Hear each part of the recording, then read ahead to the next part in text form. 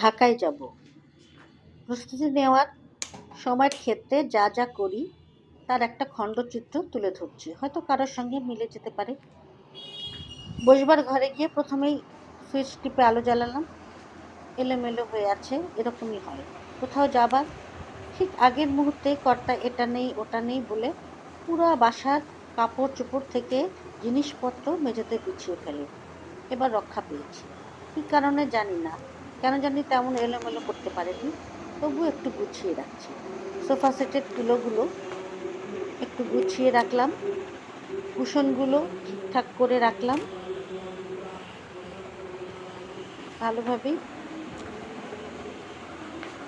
জানালার পর্দাগুলো সে আগেই টেনে টুনে ঠিক করে রেখেছে। আর সেই সাথে ডিভানের পিলোগুলো মোটামুটি জায়গা মাফিক আছে।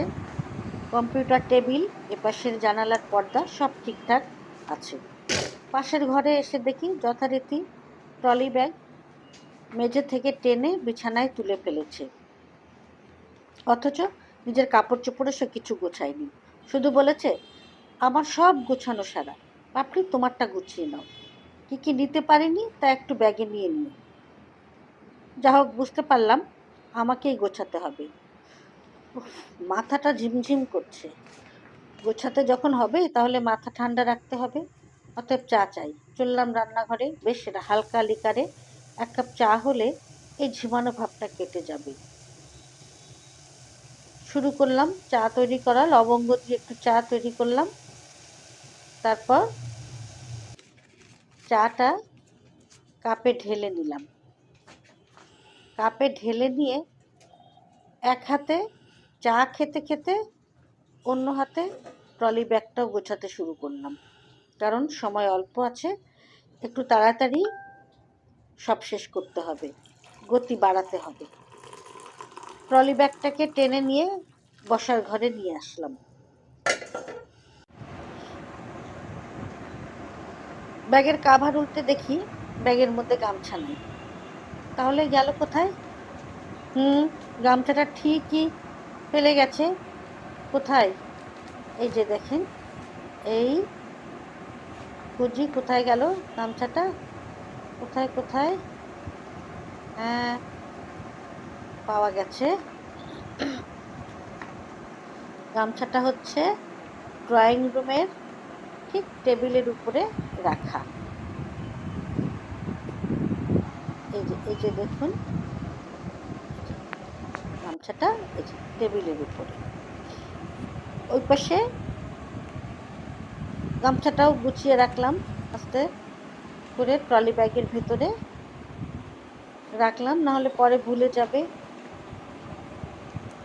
আবার ওই পাশে দেখছি ডিভানের উপরে তার লুঙ্গি, শার্ট, গেঞ্জি সব এক কোনায় জড়ো করে রেখেছে। এটা আর সে তোলেনি, তো সেগুলো তাড়াতাড়ি ব্যাগের ভেতরে ভরলাম। তারপরে আবারও একবার ভালো করে দেখে নিয়ে আস্তে করে ব্যাগটা আটকে দিলাম। না, সব ঠিক আছে।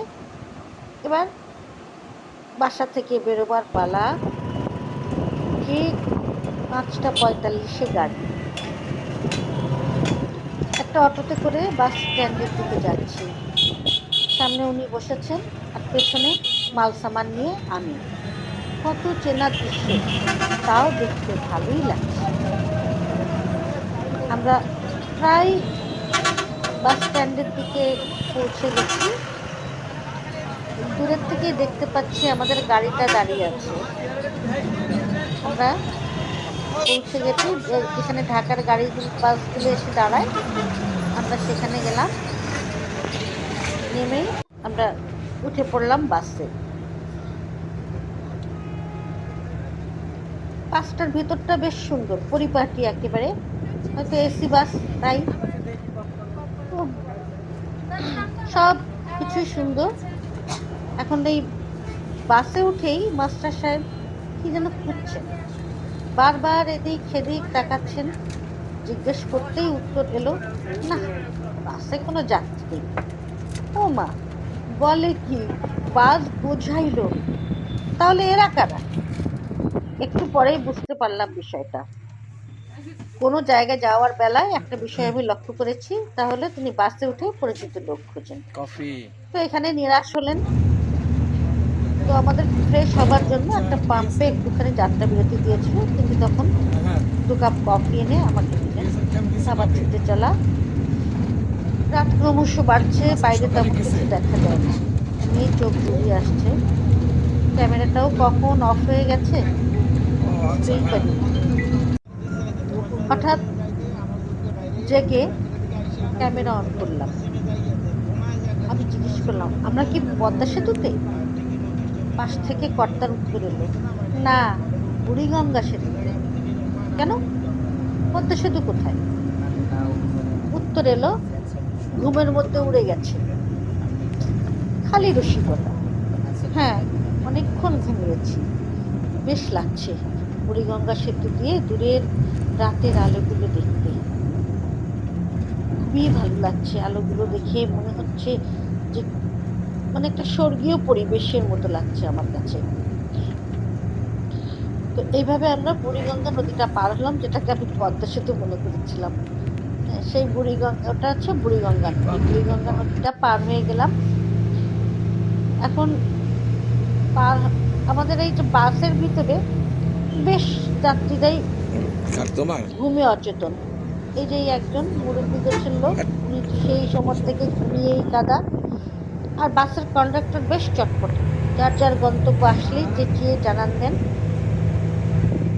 যে আপনারা কে কোথায় নামবেন, সে জায়গায় নেমে পড়েন। তারপর বাস থেকে নেমে রিকশায় করে বাসার সামনের গেটে এক ফাঁকে দেখি তিনি 1 বোতল কোক নিয়ে বাসার দিকে আসছে। গেট দিয়ে ঢুকেই কেয়ারটেকারের একগাল হাসি। তারপর আমাদের ব্যাগগুলো সব ওখানে রাখা ছিল, তো আমি একটু এগিয়ে গেলাম। এগিয়ে গিয়ে তারপরে পিছন ফিরে দেখছি যে কেয়ারটেকার আমাদের ব্যাগ ট্রলি এগুলো নিয়ে আমাদের সঙ্গে লিফট পর্যন্ত আসছে, মানে আমাদেরকে একটু সাহায্য করতে। সে আমাদেরকে একেবারেই লিফটের ভিতরে আমাদের জিনিসপত্রগুলো তুলে দিয়ে আসলো।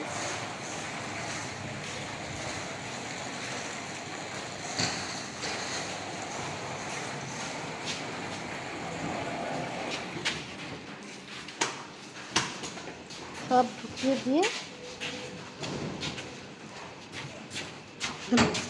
আবারও একগাল হাসি দিয়ে চলে গেল।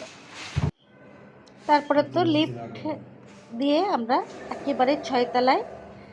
লিফটের গেট খুলতেই সামনে আমাদেরকে প্রথম অভ্যর্থনা জানালেন এই যে ইনি, বেশ আয়েশি কায়দায় বসে যেন কুশলাদি জানতে চাইছেন।